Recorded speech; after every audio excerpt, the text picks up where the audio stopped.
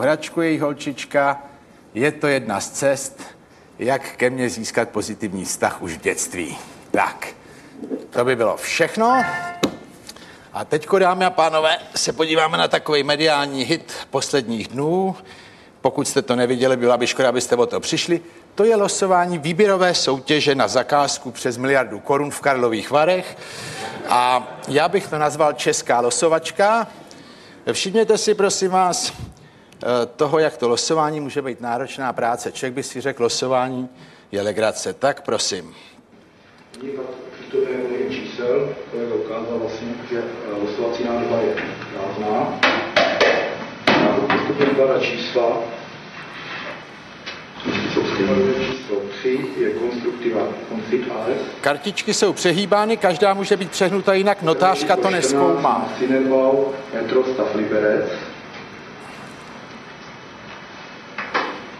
Tohle je číslo 15, má Českobudějovické pozemní stavby, společnost ručení mezi České Budějovice.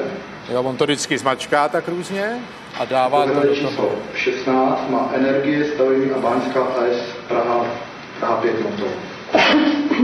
Takže bylo vloženo 16 čísel na sečení. Tak je jich tam 16.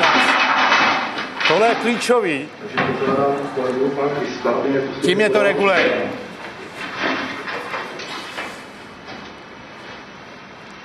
Takže první vylosovaný je číslo. Prvé 3 uchazeče losovatel skutečně losuje.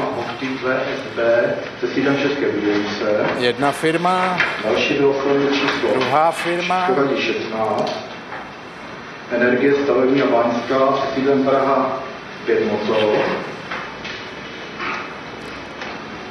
Další vylosovaný je pořadové číslo 10. Třetí firma, teď pozor. Což je firma Geostan Group AS se sídlem Kolín 3.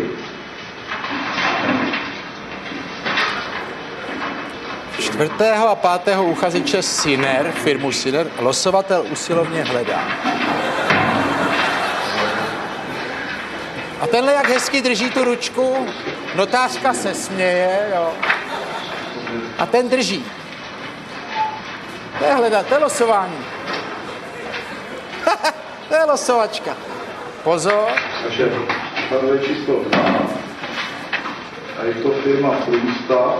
Tak to bylo. A teď bude vrcholný losování, prosím vás, klíčový. Říká, že kartičky jsou slepený.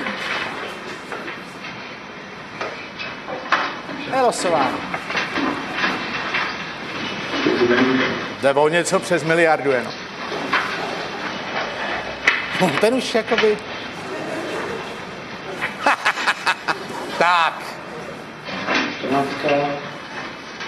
Takže firma Syner, Metrostav, Liberec. A to už je všechno. A je to. Já bych vám chtěl říct, že ke všem nářkům lidí o tom, že se jim to zdá neregulérní, anebo že by v tom měla být korupce, se vyjádřilo zastupitelstvo, že na tom nic korupčního neshledává a losování se jim zdá zcela v pořádku.